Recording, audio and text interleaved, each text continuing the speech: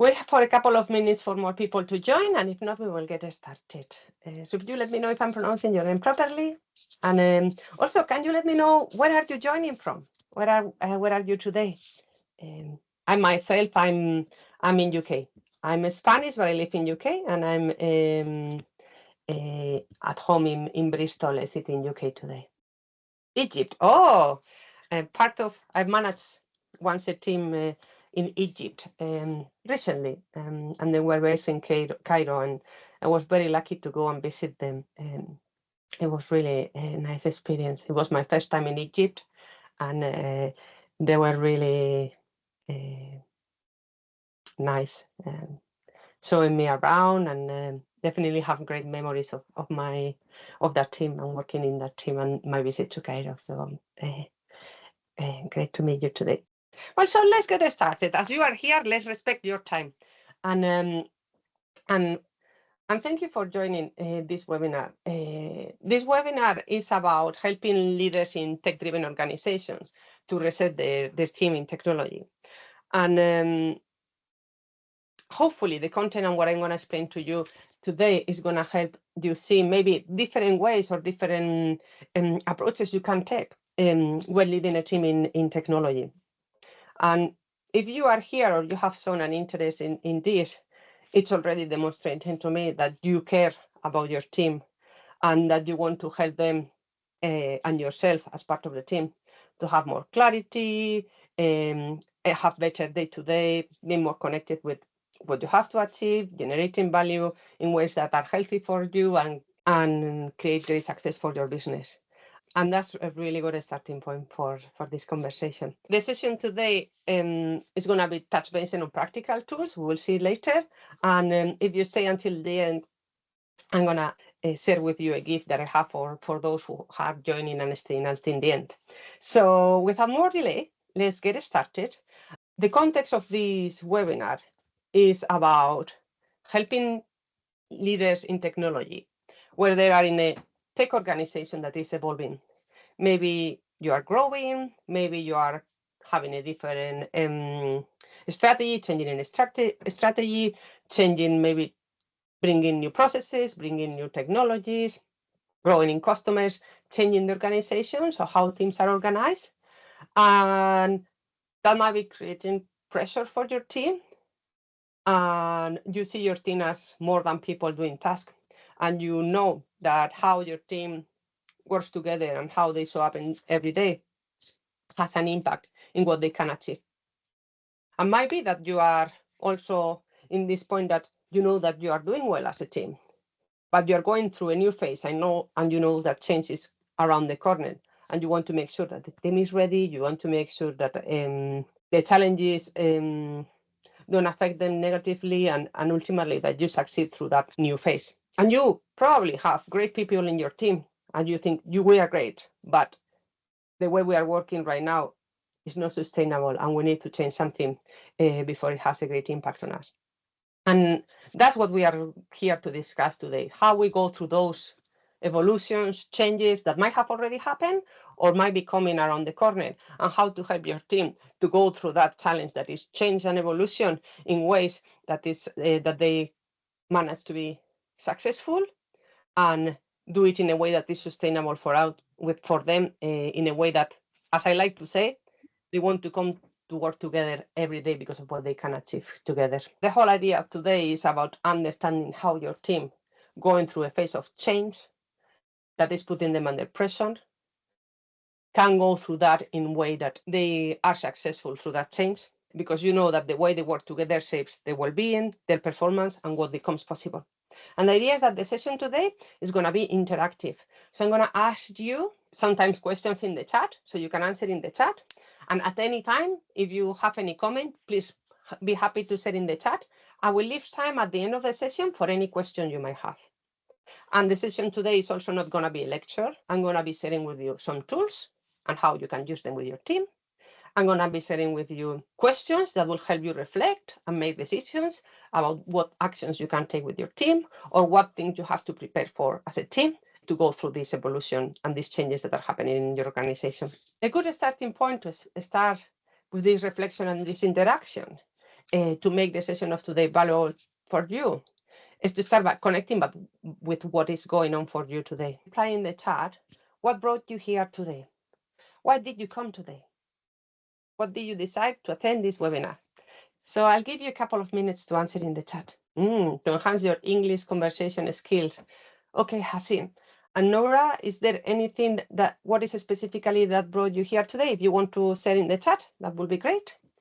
Hasim, the webinar today, I'm not going to teach business English conversation. However, I will wonder if you have also any topic related to team development that you will be and the situation in your team that you were keen to hear about today. Nora, you said that to know more tools to help my work. What specific things you want to improve? Tools to make the work faster. Okay. So hopefully some of the tools I'm going to share with you today will help you with that. So if you think about your team today, the way your team is, what would you like them to be in 6 months' time? If things in your team improve, for instance, someone mentioning that they want the work to be fast, what would you like your team to be? And I'm giving you a minute or two to answer in the chat. Someone said that they would like their team to be professional agents. Okay, I can see you're still typing, so I'm going to read all the answers before we continue with the content. To solve any issues without hesitate. So they would like people to be professional agents and people to solve any issues without hesitation. Okay, the last question I want you to reflect on is, what is getting in the way? What is stopping your teams to be right now as professional agents as they could be, or to solve issues without hesitation? What is stopping that to happen? Knowledge. Any other thing that is getting in the way? And knowing what exactly? What type of knowledge is missing, Nora? Learning for new tools, helping them. Okay. There is more to know nowadays. Absolutely. I can see you, Hasim is typing in the meantime. Can you also let me know what is your role in the team so that I can understand better your position and tailor the content today for that? We must work as a team to learn without lessons learned. We must work, yeah, definitely. And today is why we are here, to actually help you with that part of working as a team and learn together as a team. As I said, could you let me know in the chat what, please, your role in your team so that I can give examples to life that might help make things more tailored to you. And in the meantime, connected to what one of you has said, we need to work as a team to learn as a team. And the reality is that today, the expectations in the workplace are a list of presents for your birthday or a list of presents for a celebration, because our companies and organizations expect the business and the teams to perform, to help the business achieve their results and even exceed the results that they have been looking to obtain. And they also want we as employees and teams create customer and user experiences that drive the customers and the users to become our cheerleaders. We want those customers and those users to be recommending us to their friends, to their family, posting about us in social media, leaving great reviews in online shops. We want to have and create those experiences that are so positive for those customers and users of the services we create. And myself are engaged, are well, are motivated, are actually championing the company, asking more people to come to work for this company, loving being here, wanting to grow in this company without leaving. We are really putting all this expectation into people, delivering exceptional results for the business, delivering exceptional results for the customers and users, and delivering exceptional experiences for them as employees and for their colleagues. And that's a lot to expect from people. We are really humans, and that's a lot to expect. And what's happened is that normally companies measure those three things: business performance, customer and user experience, employee experience, and something is not okay. And then we say, let's change everything. Let's change something. And what we know now, thanks to research, is that in 2022, the average employee went through 10 organizational changes per year. So there is this willingness to improve the business performance, customer user experience, and employee experience. And organizations go and implement change. Let's use Agile, let's bring generative AI, let's bring new technologies, let's bring new processes, let's bring new methods. However, only 16% of those changes improve performance, and engagement. After 2 years, all these changes were almost all of them provided no benefit whatsoever to the company. And actually, they impacted employees, generating them to be exhausted, disengaged, and almost created the opposite of what they were meant to bring to the company. And with that, it meant that they didn't improve business performance, they didn't improve employee experience, they didn't improve customer and user experience either. So we had 3 goals and we have achieved none of those. So why do you think this is? Why do you think when organizations decide to implement change, there is very little positive impact? Write it in the chat, please. So yeah, the question is, why do you think that companies implement a lot of change and the majority of the change doesn't generate good outcomes and doesn't improve things? Why the changes are not effective? Why they don't have the impact they expected? That's the question, yes. The answer to that question is that a lot of the times, the organizations say, let's change something. And what they do is someone in the organization decides what to change, and then they enforce the change into people. A big manager decides, let's change this, and that drives that change top down, and that's what generates the opposite results. Research shows that when the leadership is based on controlling, cascading decisions, and solving problems in isolation, performance is low and engagement is reduced. So we might have learned about something great, and we think it can solve the problem, and we now go and impose everybody to implement that change. That might be a great process, a great idea, a great framework. But if it's imposed and it's implemented in isolation, it will not improve engagement and it will not improve performance. So once more, we are not achieving what we wanted to do. Business performance, employee and customer experience are not getting better.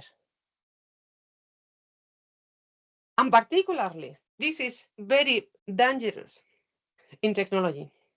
And this is a crisis nobody's talking about, because the people building the future are burning out.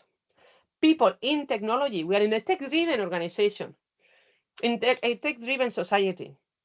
And 7 in 10 people in technology have work-related stress or burnout. This is a report, actually 2 reports from this year, confirm that at least 7 out of 10 people in tech are stressed and burnout due to work.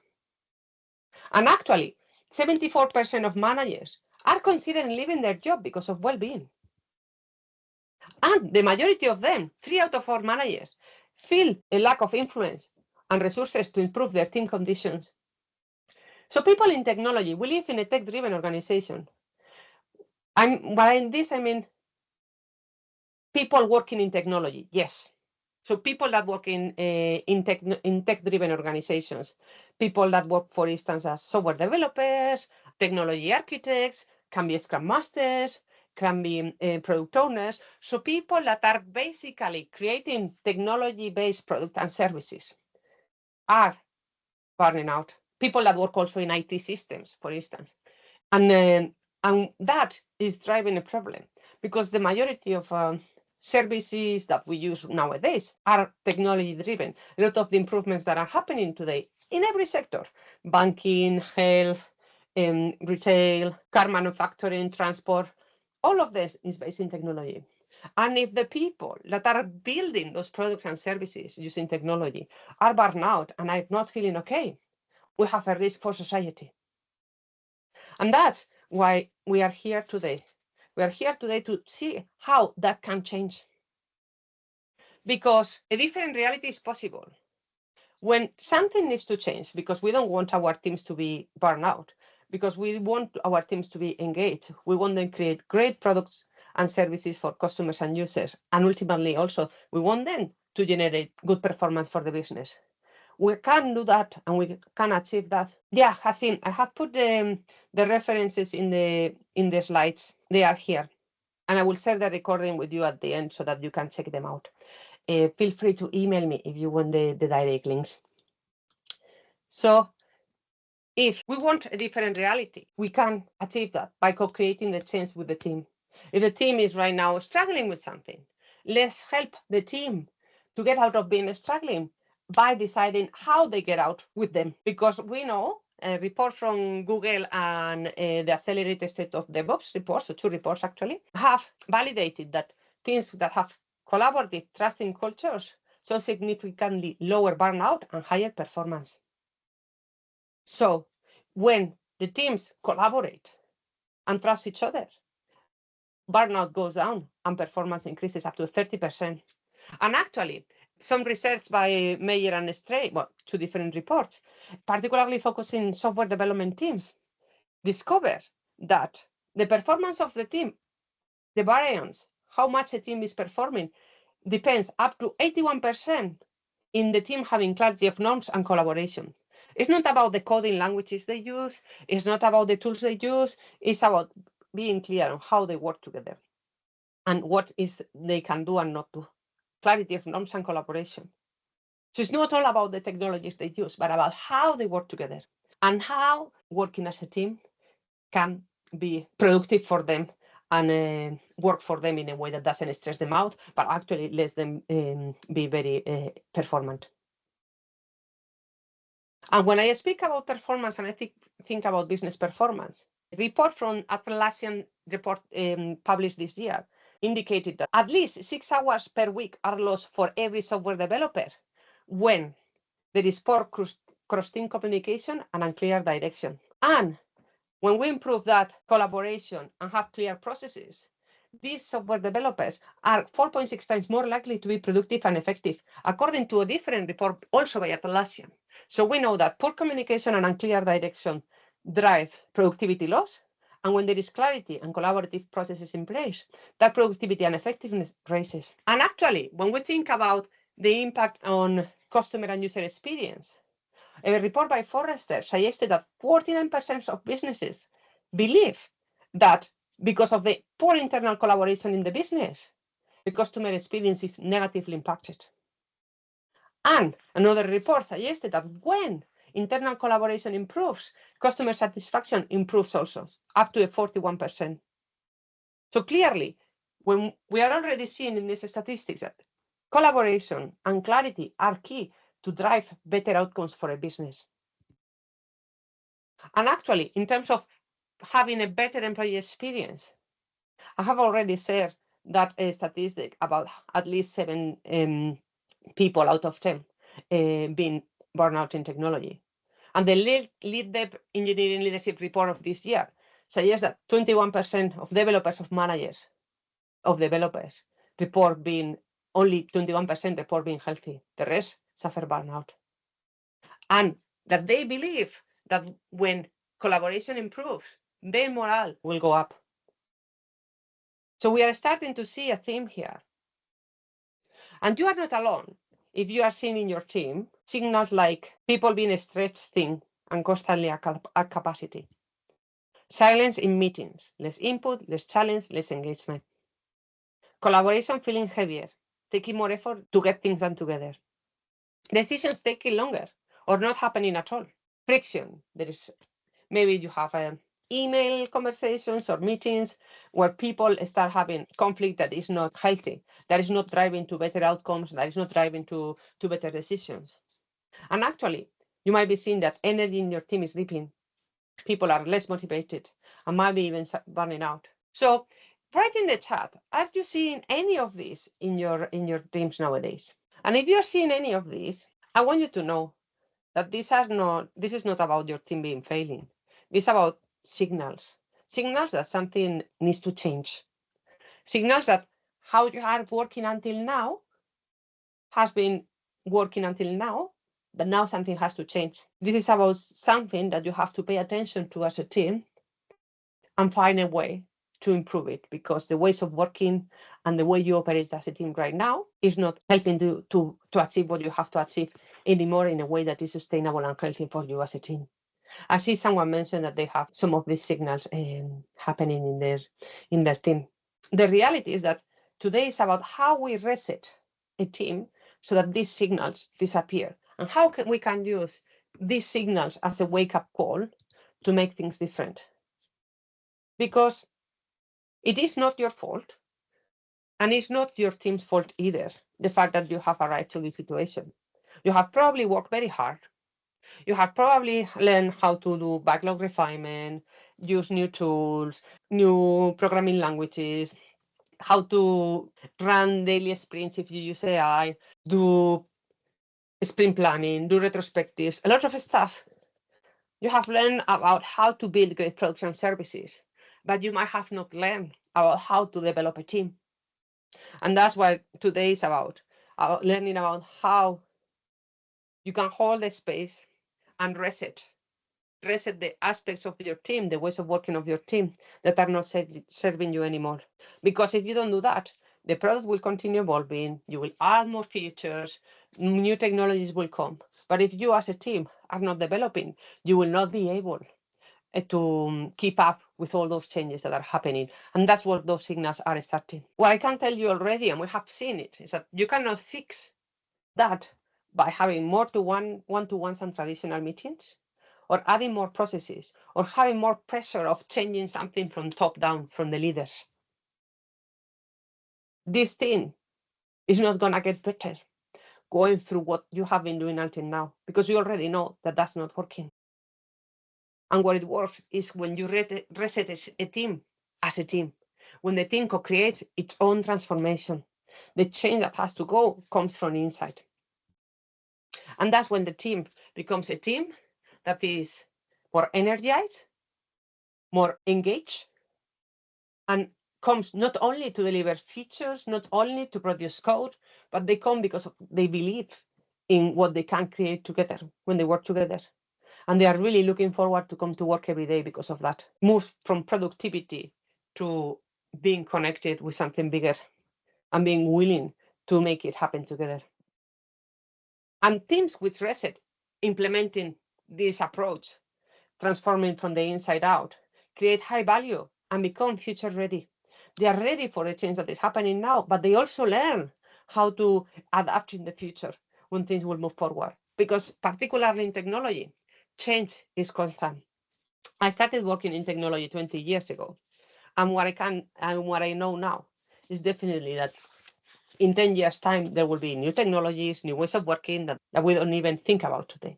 Because that's what has been happening in the past years in technology. And when you reset and you become high value creating, it's because all the members participate in transforming the team. The team has a clear team operating system. They understand their purpose. They understand what are their goals, what are the tasks, how they work together, how they should be interacting and collaborating, who are the key stakeholders and how to work with them. And they continuously learn so that they can adapt before some of those signals become a real problem. And when they do that, they improve the results for the business, for the customers, and for themselves as employees. So we are here today to help you start your team reset, to help you become that team, a team that is motivated, engaged, working together in a way that is effective, also connected to understand what your stakeholders, other teams in the organization, partners, your customers need from you, and you are able to work with them in a way that creates value as opposed to drain your energy, in a way that drives great outcomes as opposed of being stuck having always the same conversations. This is about having a team that everyone wants to be part of and that is ready and willing to deliver what the world expects from them today. And today is for you if you are seeing early signs that how your team is working needs to evolve before the team breaks. If you want your team to stay productive and well without burning out. If you care about building a way of working that feels energizing and not exhausting. And if you know that this change will be easier, faster, and more sustainable with the right kind of support, because you want to become this team. So today I'm going to share with you three keys, three takeaways that you can bring to your own organization and your own team to become that team that is motivated, engaged, and energized, and able to sustainably produce value every day. These are the three keys to reset your team. So the reset begins with a shared vision that the whole team believes in. Continues with having a purpose that the team owns, believes in, and is engaged with. And finally, the third key is about creating that common operating system that supports the team on achieving that purpose. And today, I'm also going to share with you my Team Reset program, a program that helps your teams implement these 3 keys in a successful way. And finally, for those who stay until the end, I will have a gift to offer. So, and I'm going to let you know my own story now. I'm a Spanish person. I studied telecommunications engineering 20 years ago, and that drove me to technology.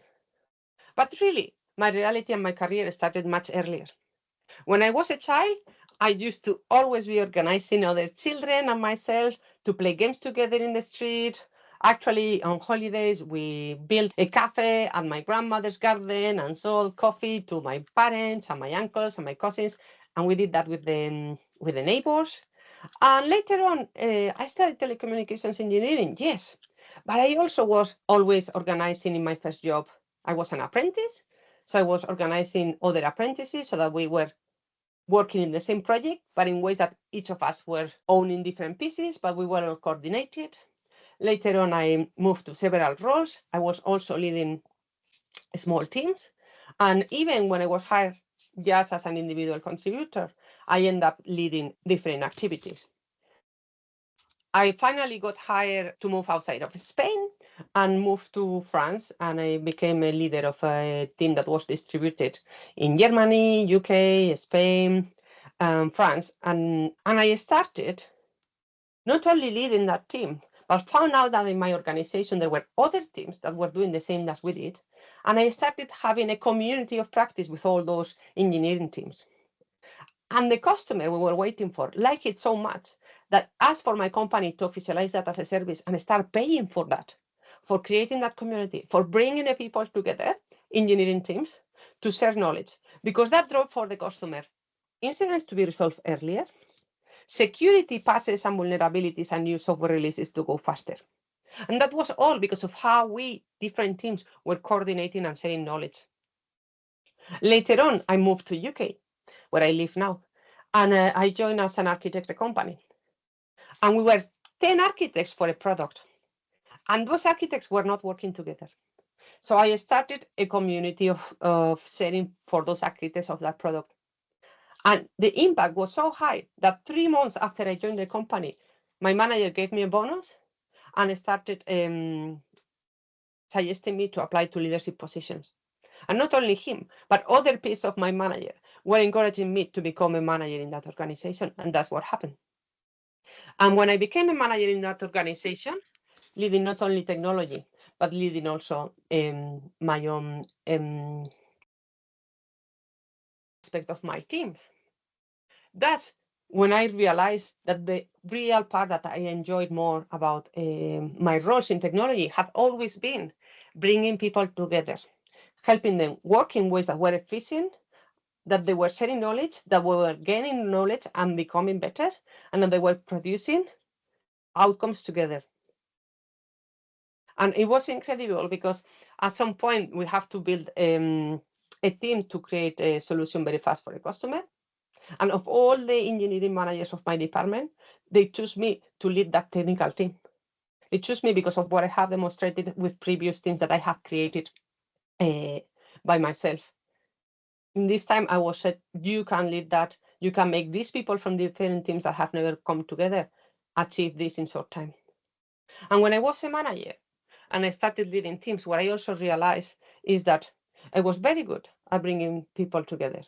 I was very good at achieving things, creating teams that were really motivated and engaged and willing to work together.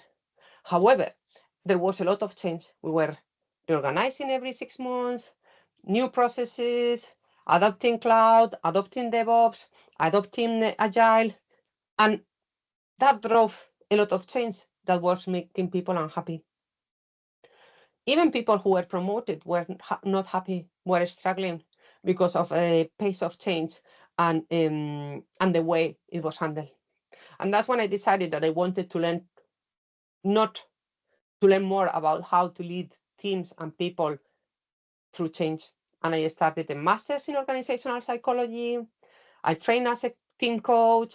I did trainings on facilitation, agile ceremonies, but also facilitation, other type of workshops to help people work better together so that they could achieve those better outcomes for the organization, better outcomes for the customers and users, and better outcomes for themselves, being healthy and engaged. And that's what drove me here today. And what I learned, I realized that teams need to reset when there is change. And they have to do it in a way that they believe in the change, they believe they can achieve it, and they are looking forward to achieve it. That really they own the change as opposed to being imposed on them. And what I have learned during this years of learning is what I'm saying here today. And the first key for that reset, owned by the team, and the team really wants to make happen, the team that really believes in, is have a clear vision for that, not one that is imposed of them. And the way to achieve that is exactly a team collaboration in the team. So if I ask you, if we think about this vision for the team, if I ask you now, what 3 words describe your team today? Please feel free to write in the chat. What 3 words describe your team today? Smart, creative, hard. Yeah. Great example. I will wait for someone else that is typing to finish. Exhausted, overtired, trying. Now I want you to think about what 3 words do you want to use to describe your team next summer? So you think about this team and you have changed and you have achieved the change and become the team you want to be and you want to become. What 3 things, what 3 words would you like to use?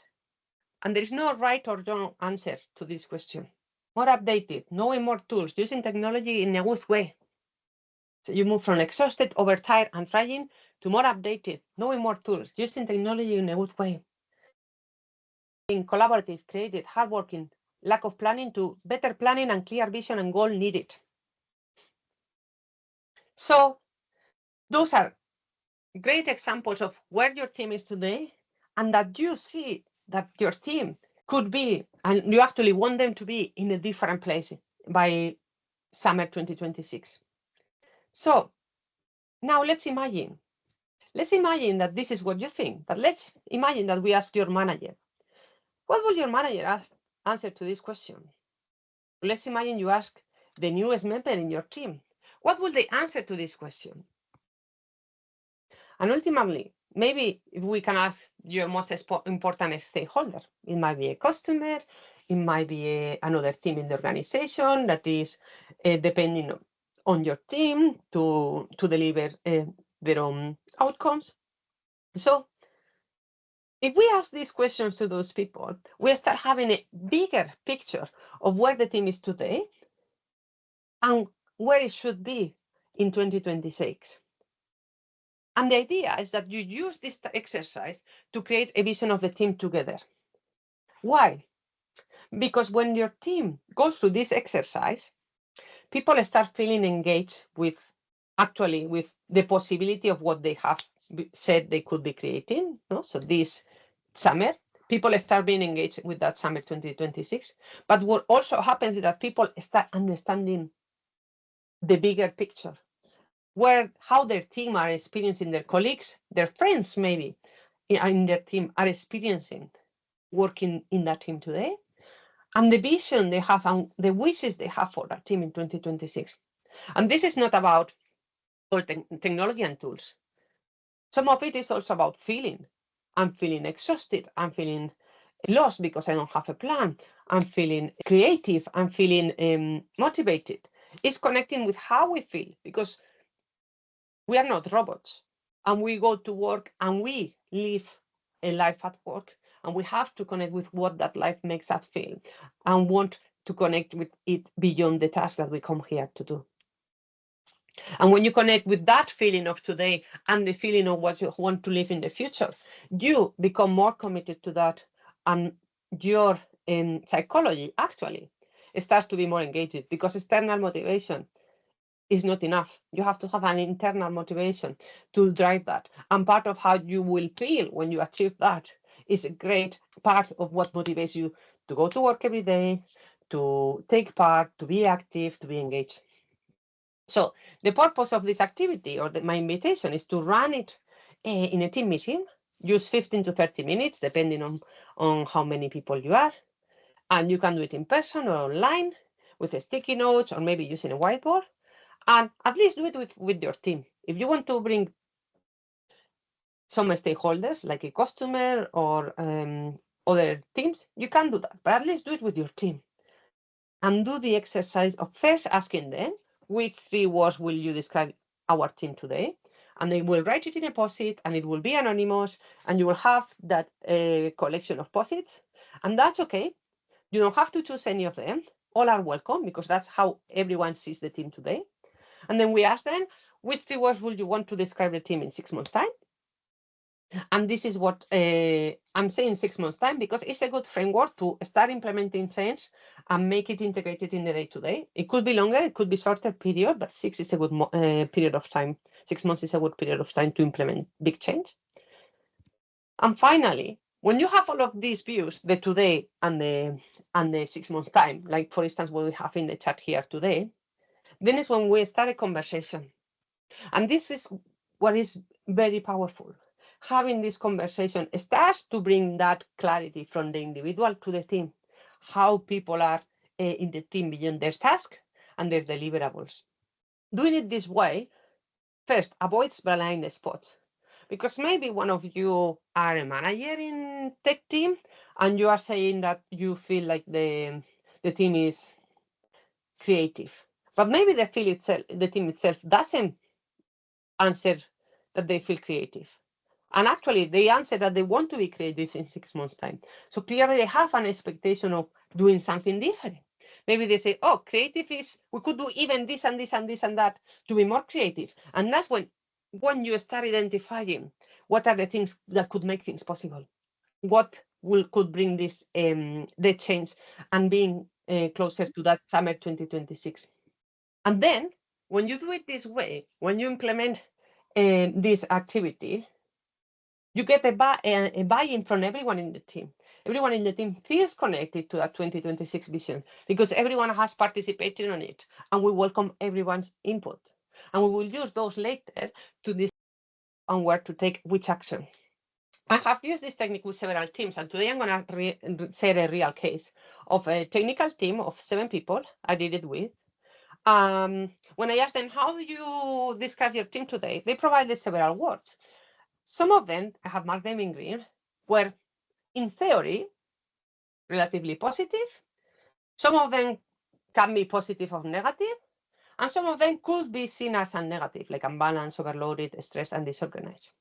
And when I asked them, in this case, how do you want to describe yourself in a year time, they provided a different set of positive words. Actually, the only 2 common ones were supportive and professional. Then they thought about other positive words they wanted to describe themselves as a year later.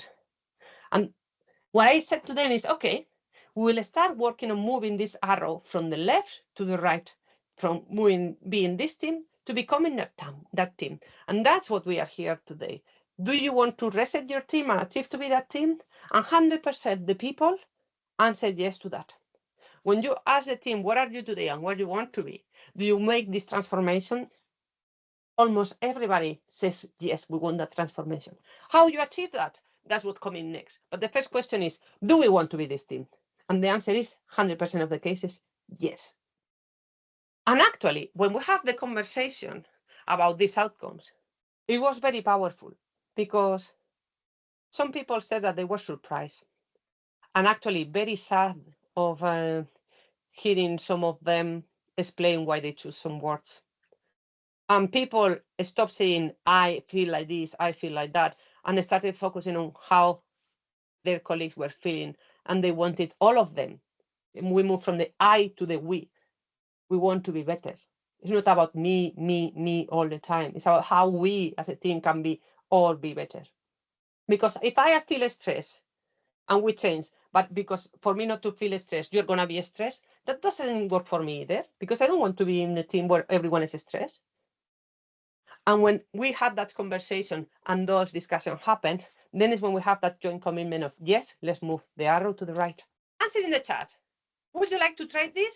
Who would like to do this activity with their team and see what comes out of it?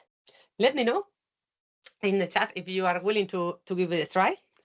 And we will continue to move on with the content and the next keys. Because now that we have this clarity on this is who we are as a team, and this is who we want to become and what we want to work towards, we also have to understand that we will do that. And for that, we need certain steps. In particularly, we need to have a purpose. So why do we exist as a team? What is the value we have to create? And we have to have an operating system that will help us to deliver that purpose, becoming this team. So the second key is about having a clear purpose that the team shares through the journey of becoming that future team. And this is a shared purpose that is engaging and known by everyone in the team. The statement that summarizes what the world needs from your team. And I always have found very inspiring this story.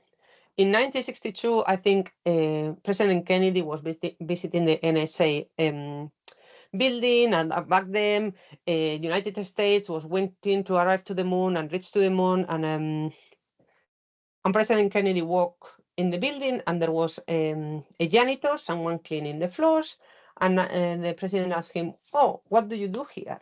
And the person answered, "Mr. President, I'm helping to put a man on the moon."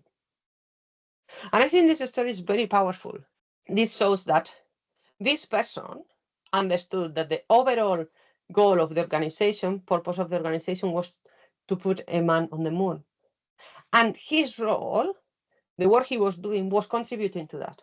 What I think is really important, because this shows that our purpose and what we come to do to the organization contributes to a better, greater goal than our individual goal. And what happens is normally your company or your organization will have a purpose, in this case, NSA, to send a man to the moon. The team will have a purpose, and this is why we are a team, a group of people working together. And then every individual will have their own purpose. Each person, like yourself assisting here, will have their own purpose. But ultimately, you are a team, you are part of a team, because we need those people in the team to come together and to do something that you cannot achieve if you don't work together. And that's really what is important to understand. So what do we have to achieve as a team together that we cannot achieve if we don't work together, if we don't collaborate? Is the why we exist as a team. And that why normally is the reason you have been created as a team, which normally always includes awareness of for whom do you create value, who do you serve, and what value do you need to create for them. So the next key, the next activity you can be doing with your team is actually helping you to go and clarify this purpose, to make it clear, to make it explicit. And how you can do that? Because actually, if we ask each person in your team, what is our purpose? Do you think all of them will provide the same answer? Let me know in the chat. Do you think if you ask your team, what is our purpose, every person will answer the same? Many cases, the reality is that people don't answer the same, and they don't have clarity on that purpose. And that's when the lack of clarity that I started mentioning at the beginning of the session today, it's important. Because we have seen when people don't have a clear direction, a clear purpose, they will start being less engaged and less productive. And that's why it's important to bring this clarity to teams. And that's when we move from not having a purpose to having a clear statement that we all use as guidance. And my encouragement is to help teams to create their own team purpose statement following the following methodology. So you will say as, and you will have the team name. In this case, in the example I'm providing is as the team that works for a health tech company focusing on data and insights, we serve.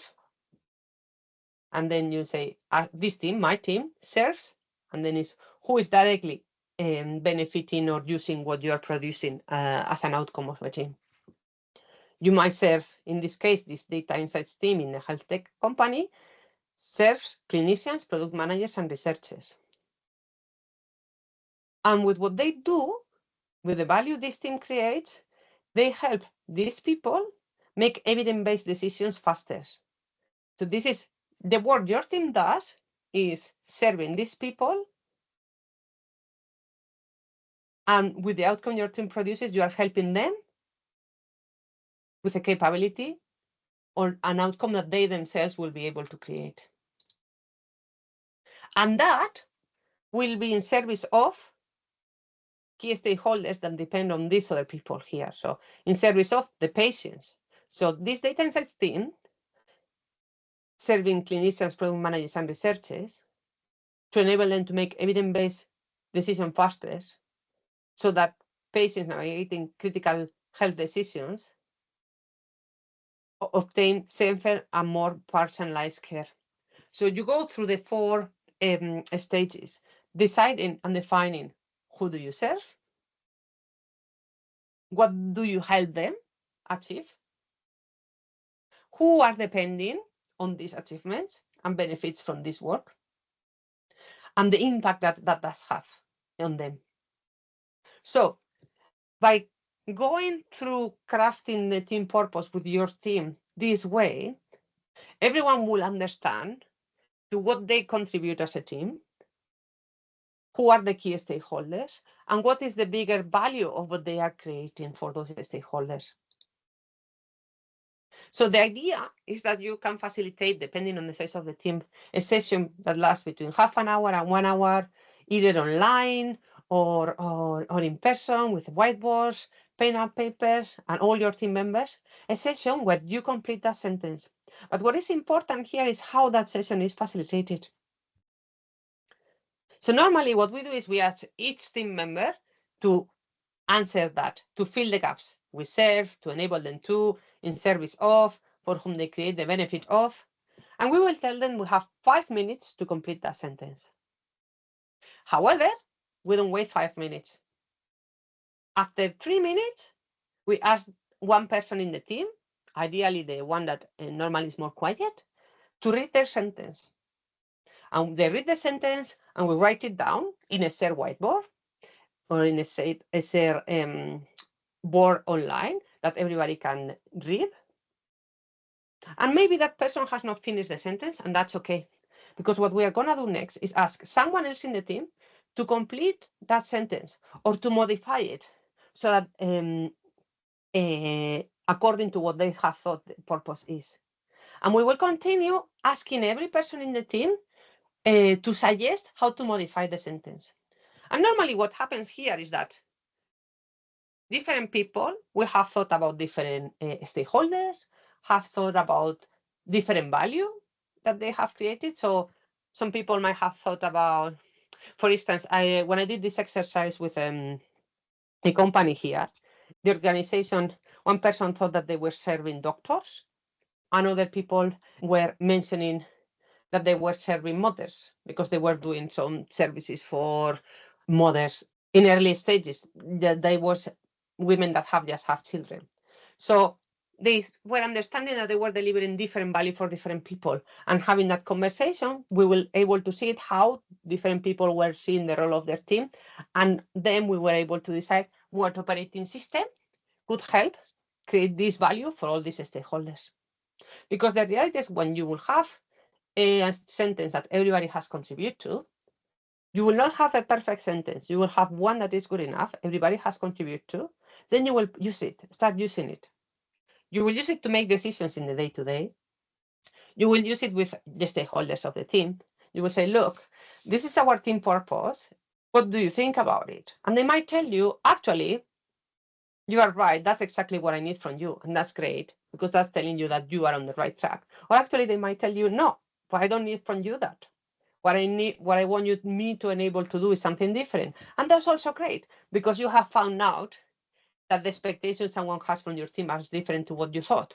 And now you can adapt to that feedback and be more aligned and waste less time and resources on things that people are not looking for.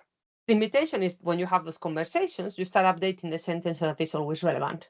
So revisit it maybe every 3 months, every 6 months, depending on what's happening in your organization. And when you collectively build the purpose, you avoid blind spots once more, because you will see how everyone understands the role of their team in the organization.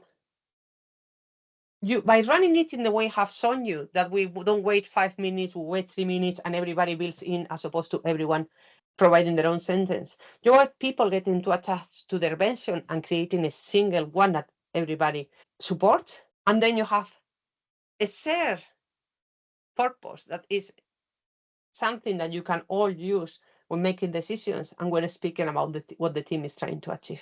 You have that shared language and that shared decision-making criteria.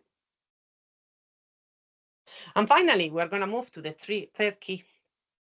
Great teams don't just have a purpose, they build operating systems that support them.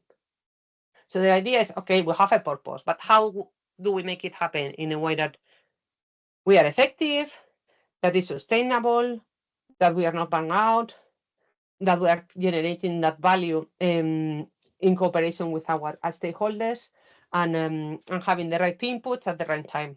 And when you have this operating system, you become a high value creating team, a team that is always creating value for the business, for the users and customers, and for themselves.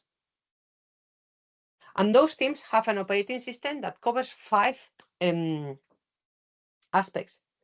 The why of the team, what we have just discussed, that value, that purpose. The what of the team, so that we move from fragmented silo to shared priorities and collective goals. The how of the team, that we move from individual and unconscious habits to consciously designed ways of working. The whom of the team, we've stopped focusing only on us as a team, and we start understanding and engaging and working better with the stakeholders of the team. Maybe with a vendor that we need to work with, maybe with a customer we are designing a new feature or service for, other teams in the organization, maybe we're engineering and we have to work with sales or with product management. So it's about having an operating system that allows for that connection with those teams so that we can deliver that value faster and in ways that are sustainable for us. And finally, learning as a team. This is about maybe instead of from time to time doing some reflections, to continuously learning about what works for this team and how this team has to change to remain healthy, productive, and engaged. So if we see like we have this team purpose, we have just crafted the team why, then we have a triangle where we have to have an operating model in that point of triangle that says who are the key stakeholders with whom we have to engage deeply. The what are the shared priorities and collective goals? What are the roles of people in the team or that we need people in the team to play? What are the values of the team that will help us to make decisions? And how? What are our consciously designed ways of working? What are our processes? What are the behaviors that support the team? And what are the behaviors that we shouldn't engage with because they are not very helpful for us? And how do we continuously learn? And those are the three components of the operating system of a team, once that we have a clear team purpose, a clear why. So if you think about one of these areas, of these 3 areas, the how, the what, and the who, what's the one area in your team that is holding you back? Which is the one that you think you need to pay attention to in order to improve the situation of your team? Let me know in the chat if it's the who, the what, the why, or the how. And this is one more a reflection exercise that I'm inviting you to do as individuals, reflecting on this. And what is very powerful is to do it as a team, collectively as a team. So, because if you redesign this together and you focus on one area that needs improvement, what do you think will be possible? What would you think it will be different if you just focus on that?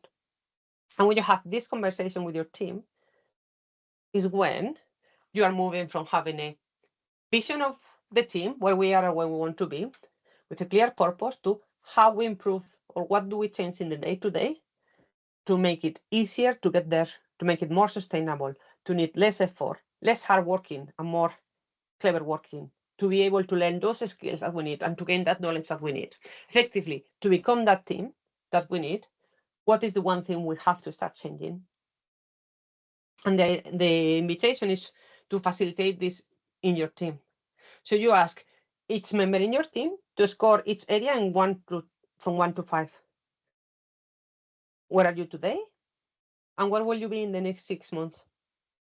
And the person will say the who, the what, and the how. We are now in a 3, a 4, a 5, and in the future we want to be somewhere else. Another person will provide different numbers, another person different numbers. And that's normal because everyone has a different experience. You might have some people in the team that have been there for 5 years and some people in the team that have been there for 1 month. What we need to understand is where everyone in the team is and where as a team we have to focus on. So when having these individual scores, we will see where we are in each, on average, in each area today, in yellow, and where we want to be in dark blue in the future. And then with the team, we select where we want to focus on. So for instance, we want to focus on the how we work together. Maybe we want to focus on that in the next 6 months, in the next 3 months. Depends on what works for us as a team right now. And I have used once more this with that team I mentioned before. And they decided that they wanted to focus on the communication.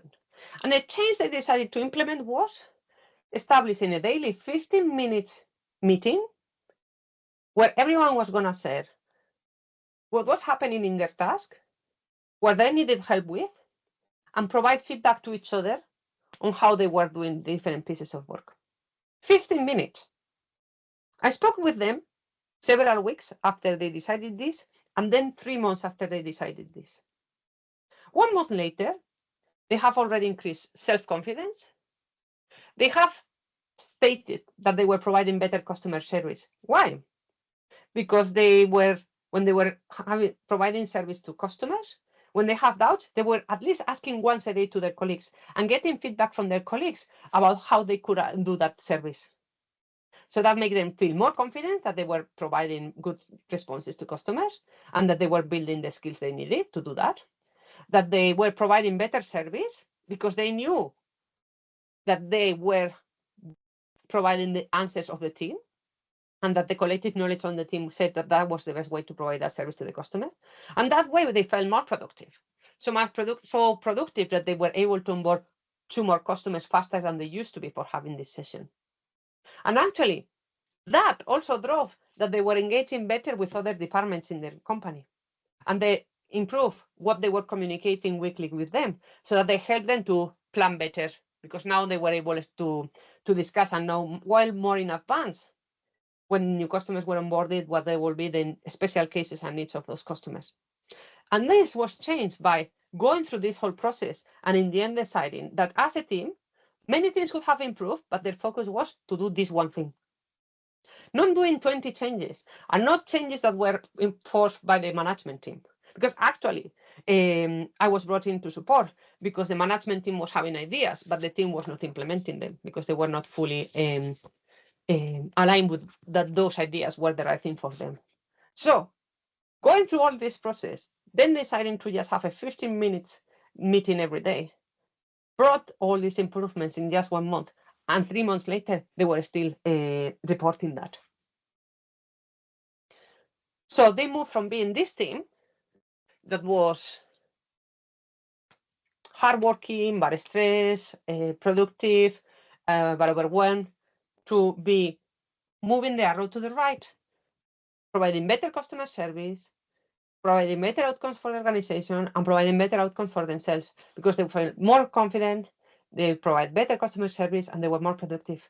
And not only them, but also their colleagues in other departments were working better together with them and making them be more productive and making them deliver better customer service. And this is with the whole part of the purpose, also seen from the inside outside.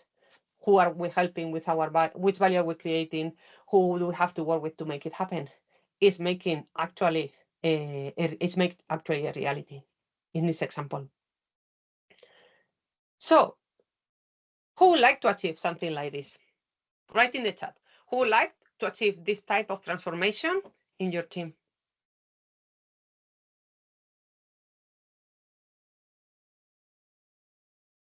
Who really sees this and say, wow, I wish we could achieve this? And actually you can, all the teams can. It's about, do you want to? Do you want to have the conversations and the support to make this happen?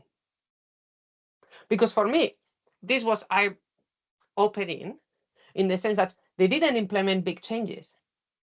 Just 15 minutes a day. And when I say self-report here means that they said, we didn't ask if the customers were happier. Self-report is when I say, if you, for instance, when I have asked you before the description of your team, you have self-reported, have said what the team, the description of a team. So in these cases, they have said they were providing better customer service because of the quality of the answers they were providing. Thank you for the question. So to recap, the keys to reset your team are beginning with a shared, clear vision that the whole team believes in, not imposed top-down. Have a shared, clear purpose. That one that drives the journey together. That is engaging and co-owned by the team and drives clarity on what is the value that is creating and for whom. And then have an operating system that supports your team in achieving that purpose and becoming that feature you want, that team you want to believe to become. This is not about being online in theory, but having an effective way to work together to make it happen. So write in the chat, please, in a scale from 1 to 10, how much would you like to achieve these outcomes? How much are you looking forward to becoming this team? Wow, 10. Anyone else who wants to contribute? How much would you like to achieve this in your team? 10 also. So what I think it's quite eye-opening. As I mentioned to you, I've been working 20 years in technology. I have worked as a leader. I have done a lot of training, organizational psychology, coaching, team coaching, workshop facilitation. What I found is incredible is that when you have these key conversations really well facilitated and run in a specific way, you can achieve that type of outcome. So sometimes I've been in teams where this was not happening. And it was not happening because these conversations were not facilitated. We're having just normal meetings where when some people might be talking, other people might not be talking, people might not be asked to participate or give their opinion. There was not clarity on what we wanted to achieve. Or maybe we have done a session about purpose, but then we were not using it to make any decision. And then I've been in other teams where this was the opposite. I've been in teams where we have a purpose. Actually, I remember a couple of times, I was leading an architecture team, cloud architecture team. And we have a vision for what we wanted to achieve. We wanted to be the cloud platform that all the developers in the company were going to use. So every time we were making a decision about how to use landing zones in AWS or how to build something with infrastructure as code, the question the architects will use is it helping us to be the platform that all the developers are going to use? Because right now, one team is asking for this, but how we can create this so that everyone wants to use it. And it was incredible how much it helped the team to have this creative purpose to make architecture and design decisions. And when we were all later on having conversations with the management team, we were able to say, look, we can do it this way, and it takes this time and it costs this amount of money, but will not give us this. To achieve that, we'll have to invest this other time and this amount of money. And we can do this phase one, and we need 2-3 more phases to achieve that. What do you think? So we were also able to have leadership conversations, goes back talking to our stakeholders in a more informed way, that we were having a clarity on what was the ultimate outcome, the ultimate value we wanted to generate. You have seen what's possible. I have shared with you how to make it happen. And now it's decision time. Because you have different futures that are both possible, all possible to you and your team. You can continue being a team that is working hard, but maybe not achieving as much as they could. Lacking of planning, not having time to learn new skills, to learn new technologies. A team that is collaborative and creative, but that cannot deliver as much value as they want without working extra hours. A team that can deliver today but is not having the time to learn more tools, to use the technology in a good way. Or you can become that team that is better at planning, that have clear goals, that have a clear vision, that has the time and space to learn technology, tools, that is not exhausted, that is engaged, that is not only trying, but achieving, making things happening. And it's really something that is possible to become this team. Because the conversations I have shown you and I have shared with you right now have helped to make it happen for other people. And when those conversations happen with care and intention, your team resets and your team sees itself in a different way, sees more clearly where they are going and how to get there. However, I also understand that when we reach this point, something might be going through your mind. You want the team to have those strategic conversations that help the team to reset, to have that clarity, to have less tension, to be less tired, less exhausted, and to be able to progress. But you are thinking, could I facilitate all the conversations Amaya have taught me today? Can I do that? Can I do that at the same time that I'm managing the team, delivering value, handling escalations? You might be thinking that facilitating those conversations, in addition to what you have to do in your day-to-day as a leader, is very challenging. Depending on your team, you might realize that you might need all the conversations and it's going to take a lot of energy. So you are able to, but it's going to take a lot of energy. And that's why I created the Team Reset program.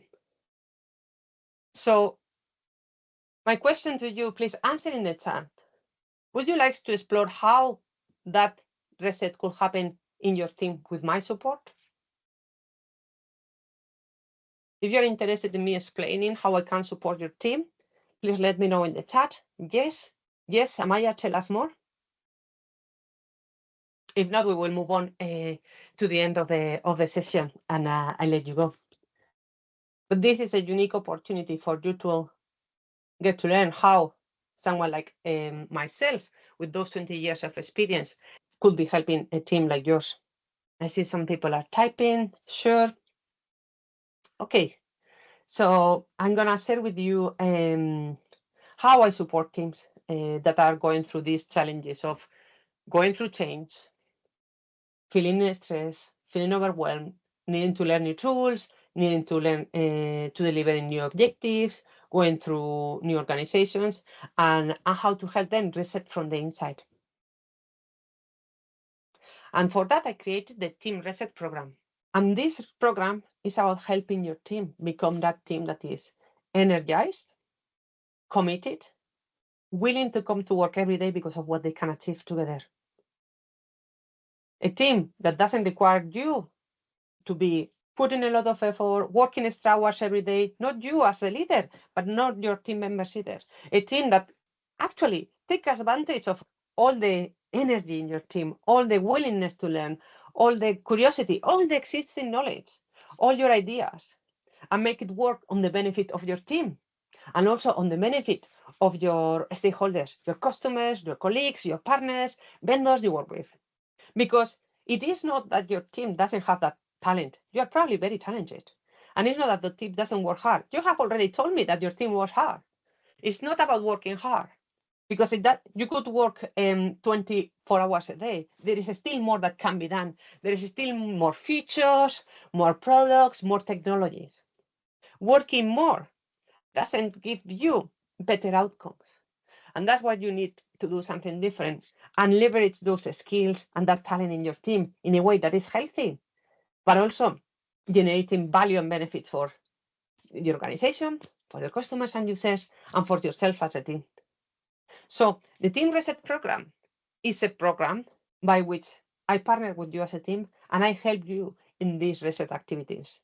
I help you to get that clarity, and build the momentum that you think can build with everyone participates and decides what has to happen next in that team and where to focus the energy to develop the team. Because if your team becomes that team that wants to come to work every day because of what you can achieve together, it will feel energizing and meaningful to come to work, and we will achieve those improvements. So the Team Reset program is not a workshop, and it's not a one-off alignment day. It's a program that is based on systemic team coaching. And I work with you as a team, everyone in the team as a team, so that I facilitate conversations like the ones I have shown today, but more than those also, to make those decisions and drive that clarity to the team and that decision on what to focus on in terms of team development. And teams that use programs based on systemic team coaching like Team Reset report improving performance, customer satisfaction, and employee engagement. And this is exactly for people and managers in tech who think, this is exactly what we need, and I don't want to do this by myself, because I want to have these conversations and go through this transformation in my team, but I don't want to do it alone, and my team cannot do it alone. Well, we could do it, but it's going to require a lot of energy from us. We need someone to help us on developing teams, because our expertise is on technology and creating products and services, not on team development. And I have mentioned that teams obtain specific results. And here there are a couple of examples of companies that have used programs like Team Reset based on systemic team coaching. A tech company improved 47% cross-functional collaboration, 18% customer satisfaction, and reduced time to market by 28%. A healthcare provider reported improving employee engagement, 31%, patient satisfaction, 22%, and resource utilization efficiency by 15%. Those are outcomes that are achievable to you. And that program that those people went through is like this one that I'm going to share. A typical program that will help you reset your team consists of first state. Do a data collection to understand the state of the team. The first exercise we have done today, the first key, imagine that, but with a little bit more of data in a way that is, and we collect data that is structured to help us diagnose in which areas of the operating system the team has to focus on. We will have interviews or surveys, very short, that I will be carrying by myself, where I will collect data, and then I will generate a 360 report. A 360 report is a report that has input from the team, but we also will ask key stakeholders to provide input about the team to understand what those stakeholders need from the team moving forward. And that way we'll have a shared view of the system our team is part of, your team is part of, what's working, what's missing, and what's needed moving forward. And the benefit of starting with a data collection of the state of the team is that we will have a clear picture of the team internal dynamics, but also the external context, so that we are not fixing only symptoms, but also the system behind it. And this solves a typical problem that I started with at the beginning. Diving into action without understanding what's really shaping performance. If there are conflicting priorities, stakeholder pressures, or internal misalignment, when we are solving the wrong problem, a problem that is not as important as others, we are likely not going to improve the situation of the team for very long. And that's why, by getting input from the outside and the inside, we make informed decisions, and with the input from how we think and what we think is happening, but also what the outside needs from us and is expecting from us, so we can make informed decisions in a way that are more effective for us. The next step, when we have all this data, we will use it. We'll have a Team Reset event, a Team Reset launch event. We'll launch the program, and with the team, we'll get to this data, and we will create a team operating manual. That manual that will help us understand the why, the what, the how, and the with whom of the team, in a way that the team has created it, has defined those team goals, that team purpose, the behaviors of the team that we are encouraging, those that maybe we shouldn't be using because they don't help us that much. We'll have a stakeholder map, and we'll have all the necessary pieces for anyone in the team to know how to work effectively together, how to work effectively with people outside the team, how to be in the day-to-day, what are the criteria to make decisions, what we are looking to achieve. How are we evaluating if we achieve it or not? And we will also create a plan to develop one area of that operating system. As I mentioned before, a team selected to improve the how and particularly communication. We'll do the same for this team. We'll define one area of development, and we will focus on that area in the coming months. And we will do that by executing that development plan. And we will do that depending on what the development area and the plan are. We might have some strategic workshops about it. There will be always on the job integration. What is this? Normally what happens is that when I'm coaching a team, they have defined their ways of working, their roles and responsibilities. They did all of that when they created their operating manual and then development plan. So the following 3 to 4 months, I join from time to time team meetings, and I coach in the meeting to make sure that they are not having old habits that didn't help them, and they are implementing what they have agreed to implement in their operating manual and in the development plan. And finally, this will also include coaching for the leaders, doing coaching one-to-one for the leader to help the leader lead the team through this training, through this program, and through this journey. And this is really important because research by the State of Facilitation Report of 2025 suggests that less than 40% of workshops ending in actions actually become actions that are implemented. So a lot of people run workshops, but then less than 40% of the actions agreed in those workshops actually are executed. And by supporting the execution in the day-to-day through specific workshops, but also on the job coaching, is what brings the likelihood of success much higher. And the last part is we end the process with a review event. In this event, we will review progress, we will reflect on what's working and what's not, and what needs to be adjusted moving forward.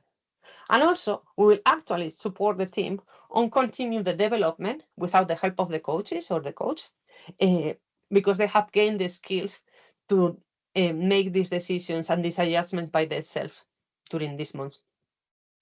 So ultimately, the typical team reset program has 4 steps in which all of them, the team is involved, making all the decisions, and me as a coach supports making the decisions and implementing the decisions. And I support by driving the right conversations, bringing facilitation skills and coaching skills, team coaching skills, to make sure that those meetings are effective and deliver the outcomes that are needed for the team in that moment. And normally a team reset program takes around 4 to 6 months to run, depends on the team. Requires over the 6 months less than 40 hours per team member because a lot of the work happens on the job. And depending on the size of the team and if it's online or in person, we might be 1 coach or 2 coaches. I'm part of a coaching community where there are other coaches that I have co-coached in the past with, and they're also familiar with the world of technology. So the idea of bringing 2 coaches is to make the best out of the coaching experience for the teams when they are, for instance, big or remote. It's very productive to have 2 people supporting the team having these conversations. And because of these variables, how big the team is and what the states they are in, remote or in person, we customize this program for the team. So this is a typical program, but we need to have a conversation with the team to customize these 4 steps for them. And actually, something very important to say, not all the teams are teams that benefit from this type of program. Not all the teams can go through it. If the people in the team are not willing to go through this, it's not worth starting team reset. If the team doesn't buy into this, we will not force it. We need the team to agree to go with this and to do the work. As I started at the beginning, we cannot impose change into the team. So we need the team to want to have it. If the team is about to go a big change where many people are going to be moving or the manager might be leaving and new one coming, it's better to wait. It's better to wait so that we start this work with the core of the team settled. And there are other things to consider to decide if a team reset program is the right program for you. One thing that I want you to understand is that the team reset program is based on many things that I have been building over the years. And if you wanted to do this by yourself, you might consider the fact that I studied the master's in organizational psychology and a diploma in psychology, which is taking me 3 to 4 years, and where I have spent more than £24,000 already.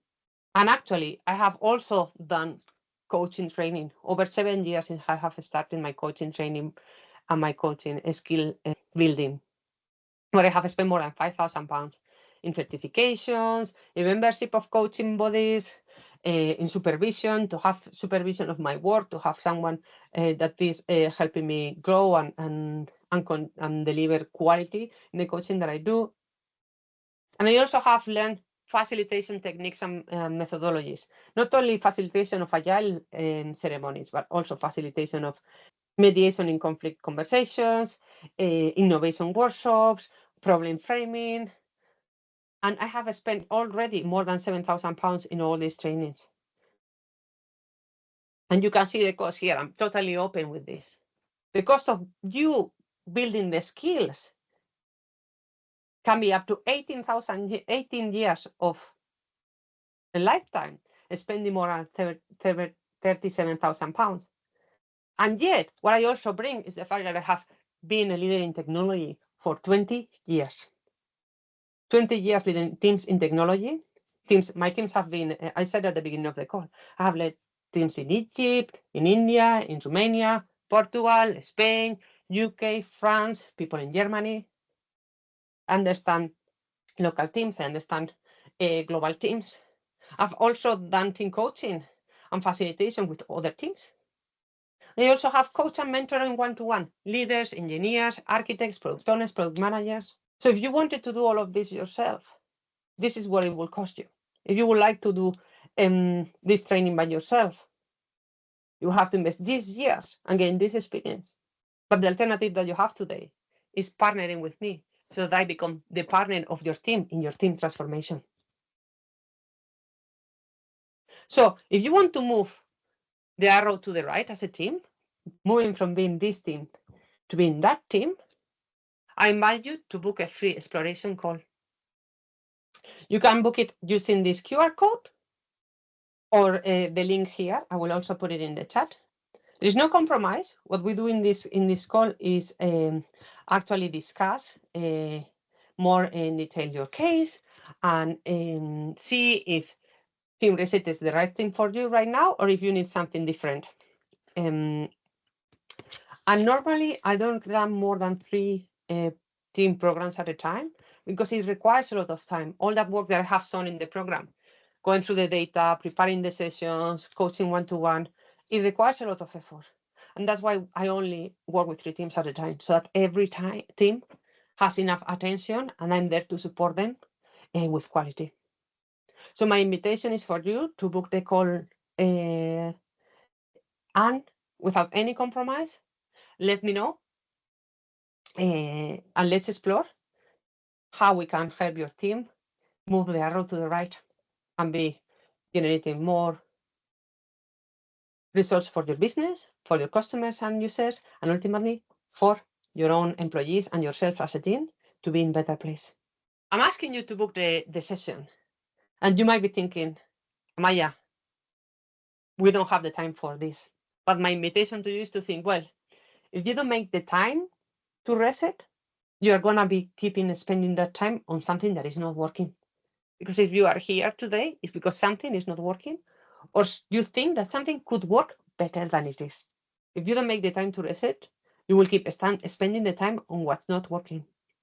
And if you don't reset, you will continue firefighting, repeating the same conversations, having slow decisions and miss this line, getting the energy of the team drained, and really having certain patches that don't last.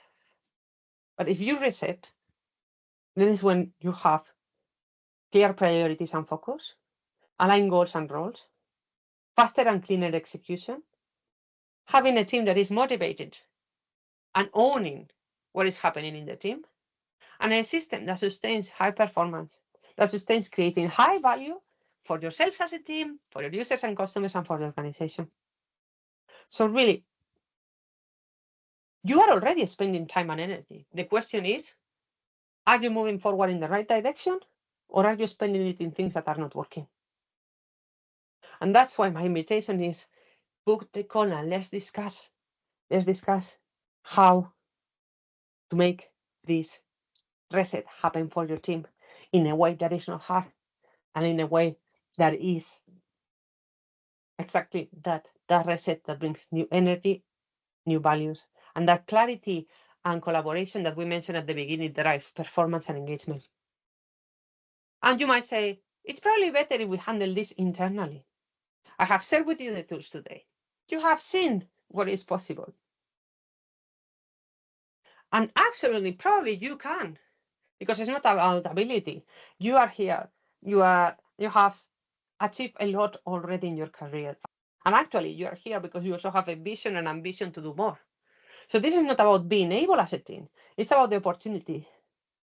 It's about someone helping you to have those conversations in a better way, in a structured way, and having time that is used in ways that generates better outcomes from those sessions, from those meetings, that brings clarity faster and removes challenges in an easier way that you have managed until now.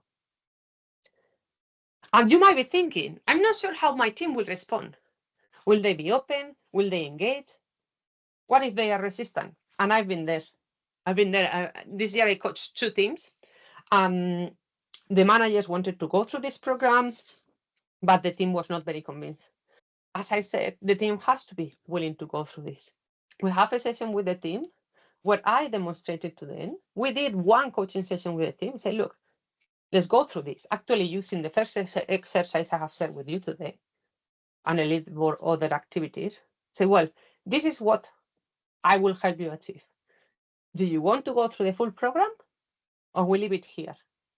And both teams were really, before that meeting, that session, were thinking, oh, this is not for us. We don't have the time. I don't know about this process.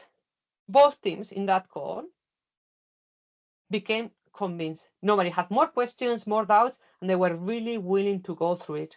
Because people have never seen or have never had conversations facilitated in this way. They don't know it. And that's why having one first session with the team where they experience it is what drives them to be willing to engage with it and make it happen. So give the voice to the team. Let's start the reset by bringing me into your team and explain to them what's the art of possible with this program so that they can decide if that's what they want to have and engage with to make their day-to-day better. So your first step is book the call so that you will have a first conversation with me, and then we will explore if this is right for your team, what's happened next? And we'll see what are the possibilities, and if it's for you and your team right now, great. And if it isn't, at least you know it. You are informed and you know it, so you can make that decision. It's just one call. You have a lot to earn and very little to lose. So you have arrived almost to the end of the session today. And I want to remind and revisit the 3 keys we have discussed today. The 3 keys to reset your team. First one, have a clear vision the whole team believes in about what the future of the team looks like. Uncover the team purpose in a way that drives real ownership of the team of that purpose. And finally, start building the shared team operating system that keeps you aligned and without constant effort. And the first takeaway, you don't need to do this alone. So you can book that call free of charge with me to check if Team Reset is the right thing for your team today. We will discuss in that call what's going on, what you have tried, and what you want to achieve, and how we can make it happen. And if the Team Reset is not the right thing for you, I'm going to tell you. Because the first thing I don't want to do is not being able to help a team. I've been there. I told you that my reason to be here is because I've been in teams that have struggled in the past. And why I do this is because I want to help teams not to struggle. And if I don't have the skills or the ability to do that, I'm going to be the first one to tell you. And I also going to be the first one to tell you what other things can be done instead.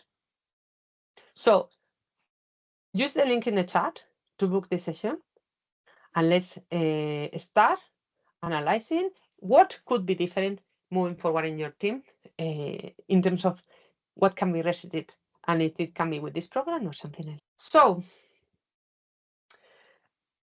does anyone have any questions?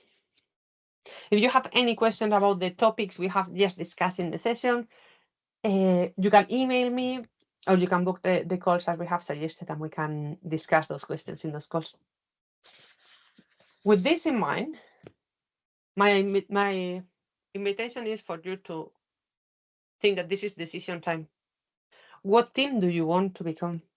Do you want to be the team you are today and continue being that team that is hardworking, without a plan, creative, but exhausted? That team that doesn't have time to get knowledge and implement new tools? That team that is maybe overwhelmed with everything that needs to change, but not knowing where to start? Or do you want to become that team that has clarity on purpose, direction, how to work together so that they achieve better good outcomes for their business, the users, customers, and themselves? Because both futures are possible. It's really up to you to decide what team do you want to be, team 1 or team 2.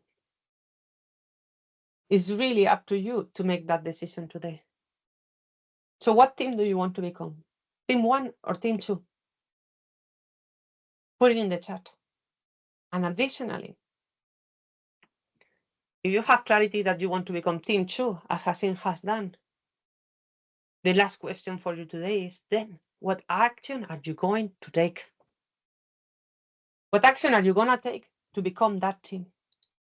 Are you going to do nothing and keep working as you are working now? And remember, you are here because of what you are doing now. It's not fully working for your team. It's not fully helping them to be productive, learn what they need to learn, plan in a way that is useful for them, in a way that they are motivated, in a way that they are engaged, in a way that they are productive and at the same time can grow. Or are you gonna start using one of the keys I showed you today? Maybe you will start the first key and ask your team or ask your manager this week, which 3 words describe my team today? Which 3 words do we wish describe our team in 6 months' time? And you will start driving the change using the first key that we have set today with you.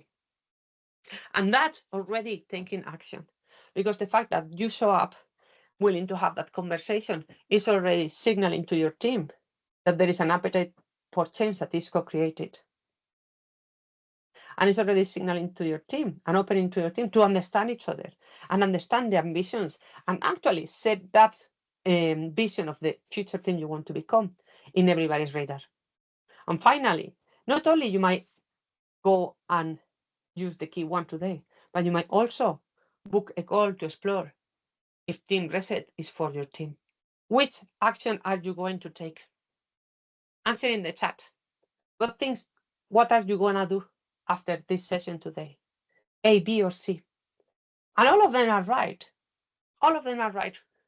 The question is, which one are you willing to take today to become that team 2, as you have said in the chat?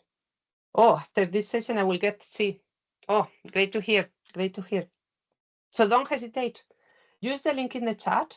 Use the link in the chat to book your session. And actually, I'm looking forward to having that conversation, because every team is different. And being open to have this type of change in your team, you are already making my day. I'm actually very excited about the possibility, because I've seen you very engaged the whole session and contributing and having clarity of what you want to achieve. And also you deciding that right now I want to achieve this, and with Amaya support, I can make it happen. It's fantastic. Well, so we have finished the session for today. Thank you everyone for joining. It has been a real pleasure to have so much interest in the webinar and attendance that have engaged and participated.